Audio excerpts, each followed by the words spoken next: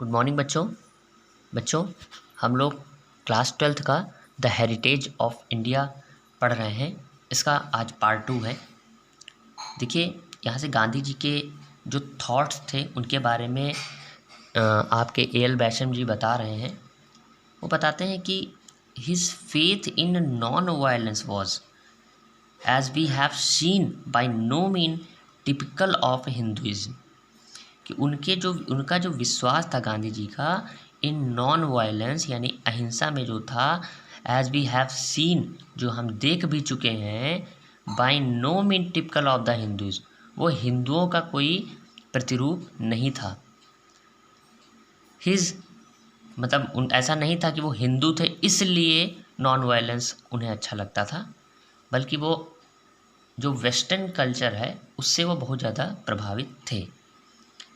His predecessor इन revolt, उनके जो प्रीडेसेसर्स थे यानी कि जो उनके जो आने वाले जो अग्रज लोग थे क्रांति में, जो उनके अग्रज थे, द एबल मराठा ब्राह्मण बीजी तिलक, जैसे कि एक योग्य मराठा ब्राह्मण थे बाल गंगाधर तिलक, एंड गांधीज इम्पेशेंट लिeutenant सुभाष चंद्र बोस, और गांधी जी के उत्साही सहायक जो थे जिनका नाम था सुभाष चंद्र बोस, वर फार मोर ऑर्थोडॉक्स, वो ज़्यादा रूढ़िवादी थे इन दिस रिस्पेक्ट, यानी गांधी जी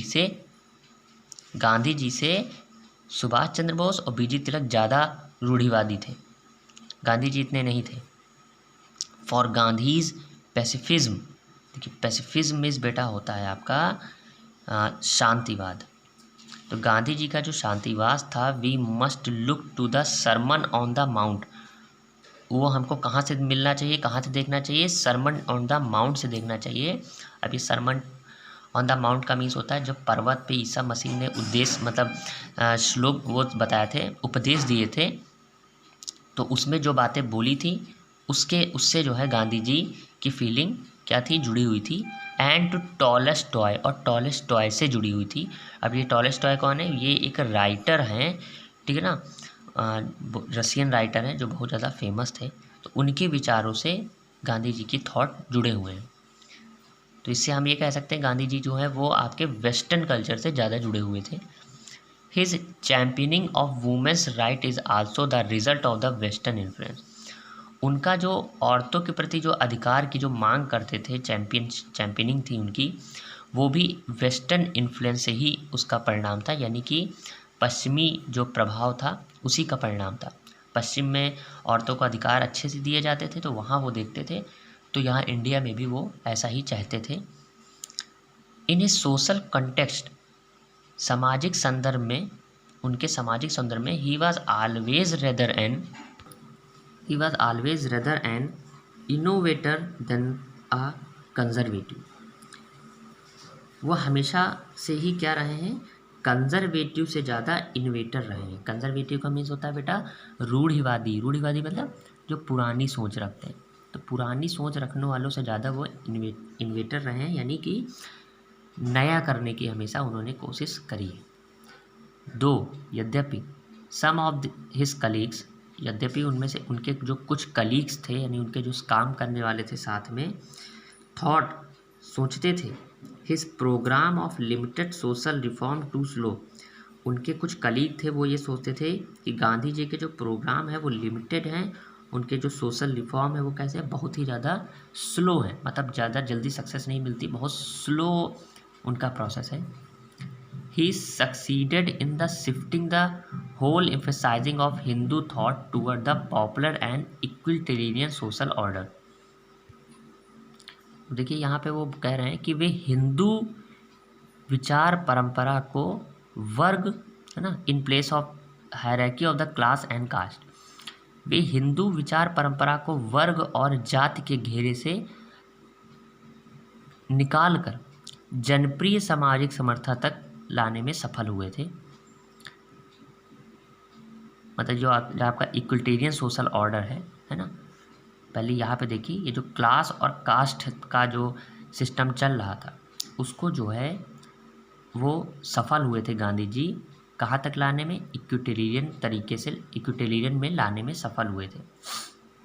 यहाँ से फिर बात समझिएगा कि ही सक्सीडेड, वो सफल हुए थे in the shifting the whole emphasising of the Hindu thought, हिंदुओं के विचारों को शिफ्ट करने में यानी बदलने में वो सफल हुए थे, towards a popular and equitarian social order. Equitarian यानी कि बराबरी जिसको कहते हैं, है ना, समरसता जिसको बोलते हैं, यहाँ पे सही वर्ड तो शुद्ध हिंदी यही है।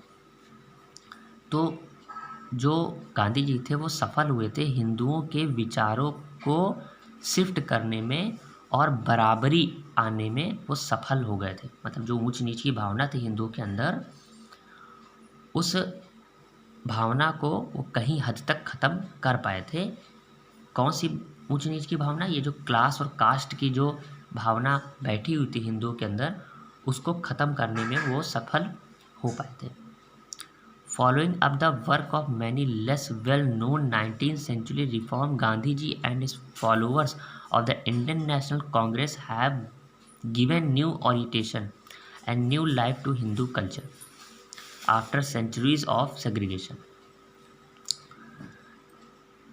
कई कम जो प्रसिद्ध 19वीं शताब्दी के जो रिफॉर्मर थे, यानी कि जो जो सुधारक थे, Gandhi ji and his followers, Gandhi ji और उनके जो फॉलोअर्स थे यानी जो उनके अनुयायी थे, of the Indian national Congress, Indian national Congress के जो अनुयायी थे, हैव गिवन न्यू ओरिएंटेशन, उन्होंने एक नया ओरिएंटेशन भी दिया है।